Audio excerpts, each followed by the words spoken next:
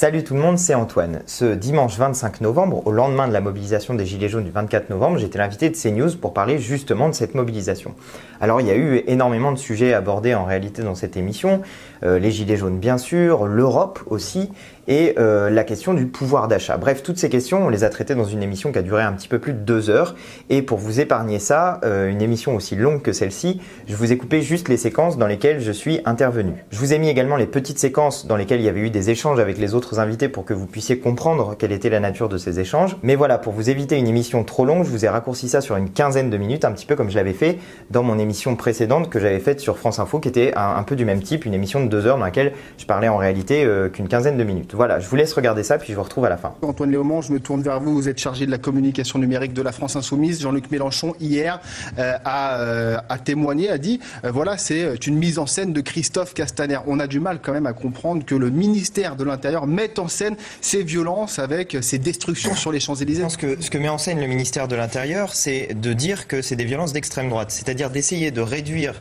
ce mouvement, qui est un mouvement populaire de masse, Florian Philippot l'a dit, il est soutenu par 80% de la population française, à un mouvement d'extrême droite pour essayer justement de faire en sorte que les gens ne veulent pas y participer et essayent de se séparer de ce mouvement des Gilets jaunes. Mais moi je vais être très clair aussi, la violence, le responsable de la violence, il est à l'Élysée. C'est Monsieur Macron qui donne pas d'autre possibilité aux gens que d'aller manifester dans la rue, que d'aller montrer leur colère par ce biais-là. Parce qu'en fait, qu'est-ce qu'il offre comme possibilité aux gens? Il en offre aucune. Monsieur Macron, il l'a dit très clairement, c'était cet été, il a dit si les gens sont pas contents, qu'ils viennent me chercher. Les gens sont en train d'aller le chercher et on voit que ce pouvoir est en train d'essayer de se barricader. C'était d'ailleurs ce que disait le monsieur du syndicat de police à l'instant.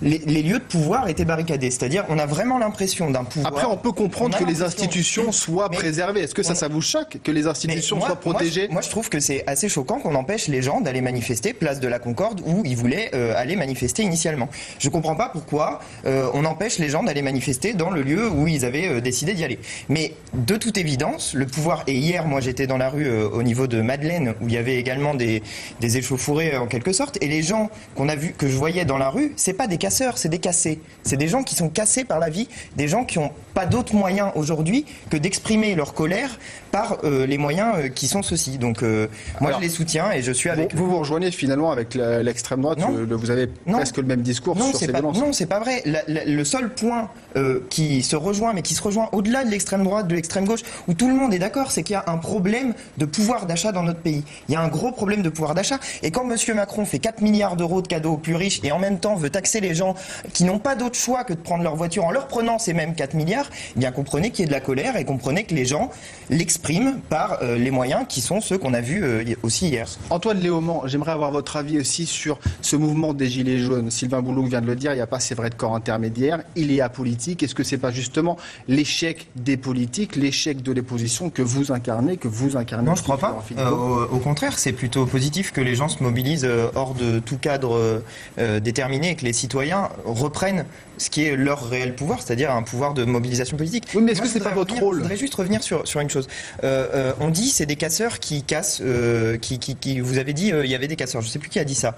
Quand on regarde les images que vous montrez, les gens qui sont en train de se prendre des coups de matraque, j'ai pas l'impression que c'est des casseurs, j'ai l'impression que c'est des gens qui, la plupart du temps, soit travaillent, soit font autre chose de leur vie, mais en tout cas, ils ont pas l'air de casseurs, si vous voulez. Les casseurs, en général, ils ont des casques, ils ont des masques, ils sont équipés, ils se préparent à l'avance pour y aller. Là, c'est pas le cas. Qu'est-ce que vous dites? Vous dites que les forces de l'ordre ont chargé sans raison? Non, je dis qu'il faut regarder qui sont les gens qui sont dans ces manifestations. C'est faux de dire que c'est uniquement des casseurs.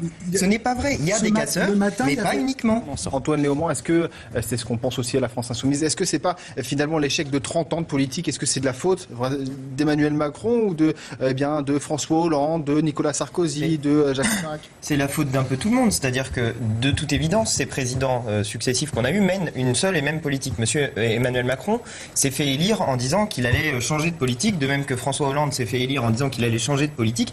Et tous ces gens font la même politique qui est, en gros, la feuille de route de la Commission européenne. Et c'est une feuille de route qui est libérale. Et quand Emmanuel Macron nous dit qu'il va faire de l'écologie, il ment. Ce n'est pas possible de faire de l'écologie en étant libéral. Comment on l'a fait alors, la transition écologique? On ne peut la faire qu'avec deux moyens. D'abord, il faut arrêter le grand déménagement du monde. Donc, il faut mettre en place des mesures protectionnistes sur des bases écologiques et sociales pour éviter qu'on déménage d'un bout à l'autre de la planète planète des produits. Par exemple, si vous prenez la question du bois, on produit du bois en France, qu'on envoie en Chine, qui se fait transformer en meubles et qu'on rapatrie en France. On n'est pas capable de faire des meubles en France? Bien sûr que si. Bien sûr que si. C'est juste une question de volonté politique. Et donc, on vient au deuxième point. Il faut que l'État prenne en charge son rôle d'acteur dans cette transition écologique. Et il faut que l'État planifie une transition écologique. Nous, on propose de sortir des énergies carbonées et de sortir du nucléaire à l'horizon 2050. Pour faire ça, on peut pas remettre ça au libre marché. Jamais le marché fera de l'écologie parce que l'écologie, ça coûte plus cher. Donc, si on veut la mettre en place, il faut que l'État investisse massivement. Et pour investir, vous pouvez trouver de l'argent assez facilement. Vous avez 100 milliards d'euros qui partent chaque année en fraude et en évasion fiscale. Est-ce qu'il n'y a pas justement aussi beaucoup d'emplois qui sont concernés? Je vous prends un exemple très concret. Là, on paye 20 milliards d'euros par an de CICE. L'année prochaine, le CICE va coûter 2 fois plus cher parce que M. Macron va transformer des exonérations d'impôts des baisses d'impôts en exonérations de charges.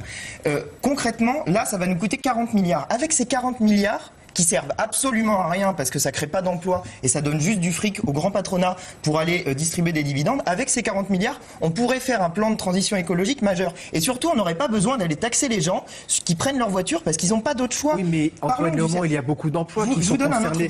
Dans l'automobile, par exemple, les voitures diesel. Mais la transition écologique, c'est 800 000 emplois qui sont en moins. La transition écologique, c'est 800 000 emplois. Alors effectivement, vous allez perdre des emplois dans le nucléaire. Mais les gens qui travaillent dans le nucléaire à l'heure actuelle, par exemple, on a besoin d'eux pour démonter les centrales. On a besoin d'eux pour faire la transition écologique. Donc, la transition écologique, c'est un moyen de créer des emplois. Mais je voudrais prendre des exemples très concrets. Là, en ce moment, moi, je viens d'un département rural. Je viens de l'Indre. Dans l'Indre, vous avez 2-3 problèmes majeurs de services publics en ce moment. Il y a la maternité du Blanc qui est en train d'être fermée. Les gens vont devoir faire 60 km pour accoucher. 60 km. Vous avez idée de ce que ça veut dire? Ça veut dire 1 heure de route pour accoucher. Vous avez la gare d'Argenton-sur-Creuse qu'on est en train de fermer. On nous parle de transition écologique. On ferme les petites gares dans les départements ruraux. Et puis, vous avez 2 bureaux de poste qui sont en train de fermer dans la grande ville du département qui est Châteauroux. Eh bien, toutes ces choses-là, si on les ferme, ça veut dire qu'ensuite les gens doivent prendre la voiture pour aller au service public qui se trouve plus loin. Voilà. Jean Philippot, vous voulez réagir sur justement cette transition écologique. Racontez-nous ce que vous voulez réagir au propos d'Antoine Léaumont. Non, mais j'approuve ce qui a été dit, bien sûr, mais simplement, je veux te dire que rien de tout cela n'est possible si on reste dans l'Union européenne, c'est tout. C'est que nous n'avons, par exemple, aujourd'hui. Alors d'accord, mais ça vous l'avez dit tout à l'heure. Mais non, mais si sur l'écologie, par exemple, ça n'est pas la France aujourd'hui qui négocie ces accords commerciaux. Parce qu'on dit effectivement on va produire en Chine, on le fait d'ailleurs aussi en Amérique du Sud, dans d'autres pays. Alors laissez finir, Antoine Léaumont, laissez finir et je vous donne la parole. Simplement, je le dis, ça n'est pas la France, c'est la Commission européenne. Et on ne récupérera pas cette compétence. Et c'est pas Macron avec ses petits bras musclés, même d'ailleurs il ne veut pas le faire, mais même, vous voyez, il a essayé de se débarrasser de la directive de travail détaché en début de mandat. C'est un fiasco total. Il ne peut pas y arriver. Parce que ça n'est pas une compétence. Donc il faut en sortir. Je peux dire la même chose, par exemple, sur le pesticide. Nous, aux Patriotes, on veut une agriculture sans pesticides en 5 ans, en accompagnant massivement les agriculteurs. C'est possible, sans baisser les rendements. Mais ça n'est pas possible dans l'Union européenne, parce que l'Union européenne, c'est un modèle ultra-productiviste, ultra-toxique, ultra-chimique. Vous voyez, c'est ça que je veux dire. Donc, c'est la même chose sur les salaires, sur les services publics et l'écologie, et je crois que tout cela est compatible pour la vie des gens, pour protéger, pour apporter du bien-être, du mieux-être aux gens, à leur travail, à ce qu'il y a dans leur assiette, à ce qu'il y a dans leur environnement. On ne va pas pouvoir rester dans ce système ultra-libéral, cupide, incarné par cette construction politique technocratique qu'est l'Union européenne. Antoine Léaumont, il faut sortir de l'Union européenne aussi ou pas? Non, mais en fait, ce que je trouve complètement dommage, c'est que vous n'admettez pas, vous ne considérez pas la France comme une puissance. C'est-à-dire que vous n'acceptez pas. On nous l'a fait 100 fois. Non, mais Philippe, vous laissez le finir. Non, mais ce qui m'intéresse, je vous ai laissé finir. Oui, mais simplement, moi, dans la démarche que vous portez, à aucun moment vous pensez qu'il faut au minimum essayer de convaincre les partenaires européens. Certains ont essayé. Parce qu'on a des intérêts. Non, personne n'a essayé. Mais personne n'a essayé. Macron, je vous l'ai dit, Sarkozy, Hollande, il a essayé sur le traité budgétaire. Il n'a absolument rien essayé. Non, mais moi, j'ai pas interpellé, lui, personne n'essaye jamais. Ni Hollande, ni Sarkozy, ni Macron. Personne n'a jamais essayé. Ils sont d'accord avec cette politique libérale. C'est ça le problème, c'est qu'il y a des dirigeants politiques. Moi, je comprends pas pourquoi vous voulez absolument rester là-dessus. Il y a des dirigeants politiques qui sont élus, qui sont d'accord avec la feuille de route de la Commission européenne et qui l'appliquent servilement parce que c'est ce qu'ils ont envie de faire. Mais sauf que dans l'Union européenne, il y a des peuples qui ont des intérêts similaires à ceux de la France et qui sont des intérêts. Les les peuples du sud de la Méditerranée ont des intérêts à avoir de la consommation populaire, c'est-à-dire des salaires élevés, et pas d'essayer d'imiter le modèle allemand, qui est un modèle qui, en gros, consiste à faire baisser les salaires. Laissez-moi finir. C'est faire baisser les salaires à l'intérieur du pays, puisque l'Allemagne est quand même le pays qui a lancé les mini-jobs à 400 € par mois, où vous avez des gens qui produisent pour des quantités, pour des sommes d'argent qui sont dérisoires, et d'exporter à l'extérieur de l'Allemagne tous les produits, en particulier les voitures et les machines-outils, et donc de créer du déficit commercial chez les autres et de l'excédent budgétaire, de l'excédent commercial chez eux. L'Allemagne, c'est le passager clandestin de l'Europe qui pourrit l'Union européenne à l'heure actuelle. Sauf que si on applique la chose que vous dites là, on ne laisse aucune chance aux autres pays qui n'ont pas la place et la puissance de la France pour négocier. Si on laisse la Grèce faire toute seule, eh ben la Grèce se couche parce que la Grèce n'a pas les moyens de négocier avec l'Allemagne. La France est capable de porter une voix forte dans l'Union européenne. Encore faut-il vouloir le faire. Je constate que vous ne voulez pas, de même que M. Macron, de même que M. Sarkozy, de même que M. Hollande. Antoine Léaumont, ça va se finir très mal, comme le dit François Asselineau. Ça c'est déjà commencé. Enfin, je veux dire, quand vous voyez les manifestations et la colère qui s'exprime, c'est déjà commencé. Mais je voudrais répondre à Madame Avia, parce que tout à l'heure, vous dites beaucoup, on écoute. Ça, vous écoutez de toute évidence, mais vous proposez absolument rien. Alors que c'est très simple. Les gens demandent la fin de cette foutue taxe sur les carburants. C'est pas compliqué. Et puis, vous avez un moyen de récupérer l'argent. Il vous suffit de rétablir l'ISF que vous avez supprimé en début de mandat. Laetitia, laissez-le juste finir. Laissez Antoine Léaumont finir. Je vous ai laissé parler.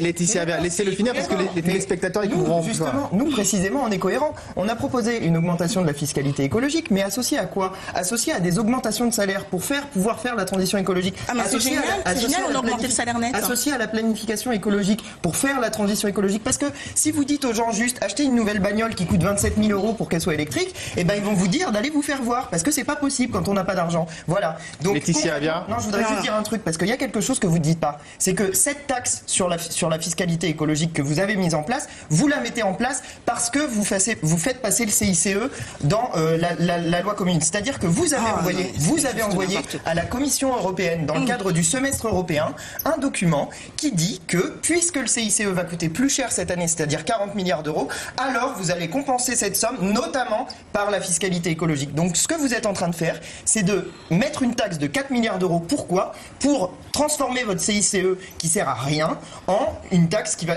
en un crédit d'impôt qui va coûter encore plus cher. Laetitia Avia, non, vous êtes exprimé, Antoine Léaumont. Laetitia Avia, allez-y, qu'est-ce que vous répondez? Écoutez, tout à l'heure on me pose une question extrêmement pertinente. Qu'est-ce que nous faisons pour les classes moyennes? Nous augmentons le salaire net. Quand on supprime les cotisations salariales sur l'assurance, non, c'est déjà du salaire. Le salaire brut, c'est du salaire. S'il vous plaît, Antoine Léaumont, j'aimerais avoir votre avis sur cette sortie de crise de ces gilets jaunes. Évidemment, vous me disiez tout à l'heure, il faut que le président prenne la parole, ça suffira pas. Non, j'ai pas dit ça, mais le président peut prendre la parole. Sauf que s'il continue à faire la même chose, c'est-à-dire à faire du bruit avec sa bouche sans jamais rien dire, ça ne mènera à rien. La vérité, c'est que si M. Macron veut sortir de cette crise, il a un moyen assez simple de le faire, je l'ai dit tout à l'heure, c'est supprimer cette taxe et s'il a besoin d'argent, il peut faire deux choses. Premièrement, mettre en place une taxe sur les kérosènes, sur le kérosène, pardon. Au minimum, supprimer l'avantage fiscal qui existe à l'heure actuelle pour le kérosène, ce qui rapportera 3 milliards d'euros. Rétablir plutôt l'ISF, ce qui rapportera 3 milliards d'euros. Supprimer la flat tax, qui rapporte 1 milliard d'euros. Donc l'argent, il est facile de le trouver. Il y en a énormément dans notre pays. Il est dans les poches des très riches. Il est aussi, d'ailleurs, dans les poches de ceux qui fuient l'impôt, notamment vers le Luxembourg, vers la Belgique, vers un certain nombre de paradis fiscaux qui sont aussi à l'intérieur de l'Union européenne, en dépit du fait que l'Union européenne n'admet pas qu'elle a des paradis fiscaux à l'intérieur de notre pays. Et d'ailleurs, M. Macron, il y a quelques jours, quand il était en Belgique, il a dit qu'il comprenait les évadés fiscaux. Et ben moi, je les comprends pas. J'ai envie de les taxer. J'ai envie qu'ils donnent l'argent qu'ils doivent à la nation, parce que la nation, elle leur donne du service public, elle donne des écoles, elle donne de la santé, elle donne de la sécurité et elle donne un certain nombre de services qui ont besoin pour fonctionner d'argent. Donc l'argent, on en a, on peut le récupérer et il y a de quoi récupérer. J'ai fait le calcul. En gros, si on récupère le CICE, la fraude et l'évasion fiscale, l'impôt sur la fortune, la flat tax et ce que je vous ai dit tout à l'heure, le kérosène, on récupère 31 fois et demi ce que coûte la taxe. On a un ancien candidat à la présidence.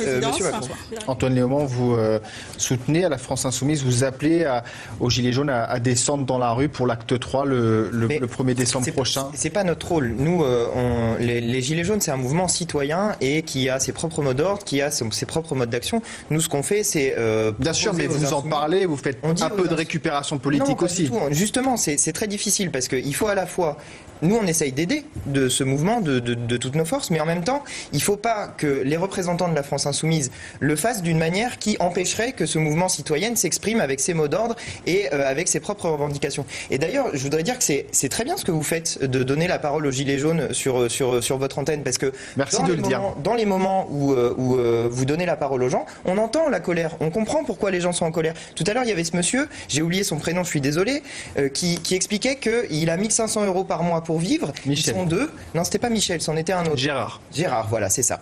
Et ils sont deux pour vivre et ils n'arrivent pas à s'en sortir avec cette somme. On comprend pourquoi les gens sont en colère. Et je suis désolé, Madame Avia, quand vous dites que il faut que les Français attendent, vous dites pas ça aux riches. Les riches, vous leur avez filé 3 milliards d'euros plus 1 milliard de flat tax, comme ça, rubis sur l'ongle. En espèces. Rubis sur l'ongle. Comme ça, on a dû voir les uns après les autres, on leur a donné des enveloppes. Eh bien, on peut le dire très clairement. Mais bien les 100 personnes les plus riches de notre pays, les 100 personnes... Continuons de répéter. Alors, allez-y, finissez rapidement. De notre pays, les 100 personnes les plus riches de notre pays, elles ont eu 1 million d'euros en plus grâce à cette réforme de l'ISF. Voilà. Qu'est-ce qu'elles en font? Qu'est-ce qu'elles en font de cet argent? Alors, c'est vrai qu'il y a eu cette réforme de l'ISF. Alors, on ne peut pas dire qu'il y a eu la suppression totale de l'ISF, mais il y a eu une réforme, c'est vrai, de l'ISF. Il y a eu une transformation parce qu'on a... Je voudrais juste détailler sur ça. Mais la suppression... Très rapidement, parce qu'il nous reste 3 minutes et qu'il faut qu'on aille sur le terrain retrouver notre envoyé spécial. C'est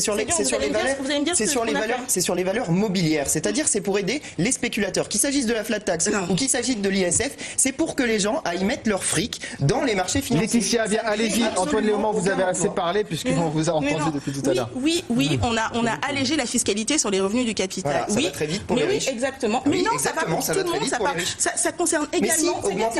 C'est un décret présidentiel. Mais ça concerne également toutes les personnes qui investissent aujourd'hui, toutes les classes moyennes qui investissent. Et parce qu'il faut orienter... Voilà, comme toujours, j'espère que ce que j'ai dit dans cette vidéo vous a plu, vous a intéressé, vous a convaincu. Si c'est le cas, n'hésitez pas à partager cette vidéo sur les réseaux sociaux et à mettre des petits pouces bleus. Si vous passez ici pour la première fois, je vous invite à vous abonner à ma chaîne, ça se passe quelque part par ici. N'oubliez pas de cliquer la petite cloche pour recevoir des notifications. Et puis dites-moi aussi dans les commentaires ce que vous avez pensé de cette émission, parce que je les lis, ça m'intéresse énormément. Puis ça m'aide à trouver parfois des arguments à placer ensuite sur les plateaux télé. En attendant, je vous dis à très bientôt pour de nouvelles vidéos. Allez, salut!